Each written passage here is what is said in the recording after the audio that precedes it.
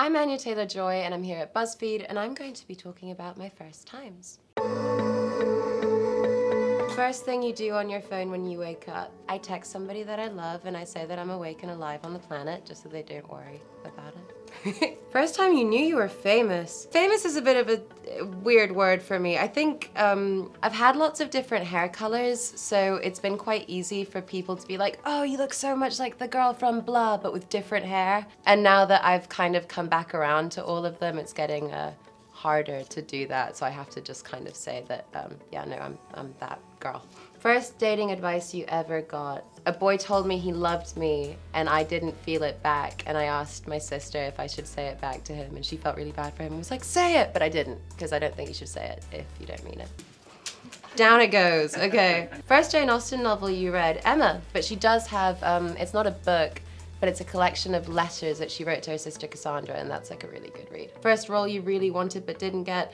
It was my first audition ever, and it was my first experience of like rejection, like true rejection, and it was to play the young Angelina Jolie in Maleficent, and it was Disney, which for me was like, oh my God. Even though I look nothing like her, but I definitely cried for a very long time after that happened. First memory from filming Emma. Combination of like terror. I was really frightened my first day of rehearsals because I just saw all of these like icons of cinema come in and they were all so English and I'm like a mutt of lots of different places.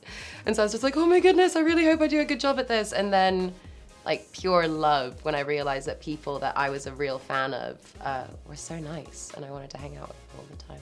First wild fan experience. You know, you just live inside of your own head, so you don't, well, you kind of know that you're just a human being like anybody else. And when people shake or cry when they meet you, you just feel really like, please don't do that, it's really okay. Like, I'm not scary and I'm not, you know, anything wild and crazy. So yeah, the shaking, I kind of just try and calm them down. First time you watched Clueless, sleepover. I was 13, 14. Last time I watched Clueless, probably like last week. Like I watched that movie a lot. That movie's a really good movie. First on-screen kiss. I think it was James McAvoy in Split, which was an odd first kiss to have, considering he was playing my captor and I had to have my eyes open the whole time whilst he was pretending to be like a 9-year-old boy. So that's pretty standard, I think. You know, I think everyone's had that experience, personally. First TV show you remember binge watching, 8 Simple Rules for Dating My Teenage Daughter. That was on at 7 o'clock every night. I just loved it. I'd try and like stay up late to watch it. First book to movie adaptation you remember loving. Okay, I had the world's biggest crush on Peter Pan, like forever. Just that character in that book was just everything I'd ever wanted in my life. And then I saw Jeremy Sumpter do it in 2003 and my heart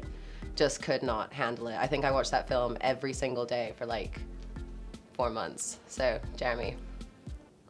First job. I don't even know if I got paid for it. I did a modeling shoot, but I can't really remember that. But I think the first job that I didn't get paid for was basically doing anything that my sister wanted me to do because I thought she was the coolest person in the entire world and I just wanted her to love me. So I just like would make her sandwiches and give her massages and just do all of that kind of stuff. First kiss. I was 14. I was on a trampoline. I was determined that I was not gonna get to 15 and not have been kissed. Like that was not going to happen to me. Like my life was, no, that was not part of the story of my life. I felt pretty good about it afterwards. I was like, yeah, trampoline, 14, yeah. I feel good about that in my life story. First time you were starstruck. I used to like live my life listening to the soundtrack from Beasts of the Southern Wilds, and Dan Romer scored that. And I met him at a studio and we had just been having like a really nice conversation, and then halfway through I realized he was Dan Romer and I just couldn't breathe. It's like, okay. And then I just sort of ran away. I didn't really know what else to do. And then I met Saoirse Ronan when I was 20 and she was a big, you know, idol for me when I was little. And I don't remember what I said. I don't think I was very cool. I'm gonna work on that one. First scene you filmed for Emma. Weird one, we did the carriage scene. Josh O'Connor and I were in this carriage that wasn't really moving and the scene takes place like towards the end of the film and we were both like, what are we doing? It was really fun because we got to do it a whole bunch of different ways and Josh is just so funny that it was quite difficult to not be laughing the whole time when you're in such an enclosed space with him. First impressions of Bill Nye and Johnny Flynn on the set of Emma. well, I mean, Bill. He's the coolest man that you will ever meet. Like that role is taken, that's happened. And he showed up wearing his lounge robes. It's very difficult to not be awe-inspired when he walks into a room. He's so suave. And Johnny and I had a very instant kind of brother-sister sort of relationship, and we found bickering really funny. It's lovely when you can feel so safe with somebody that you know that you can like try absolutely anything and they'll go with you on it. So every take was really different, and that was really fun. First bad date. I was on a date that wasn't a date once, and that sucked. Like, that was awful. I was convinced it was a date. I was so excited about it, and I think at the end of it, he like punched my arm and was like, "I'm so glad you're my friend." And I was like, me too, man. Yeah, this is great. So it was my first bad non-date. This has been so much fun, even though I'm mildly embarrassed now, but Emma comes out on March 6th, so please check it out because that's actually really good fun. Bye.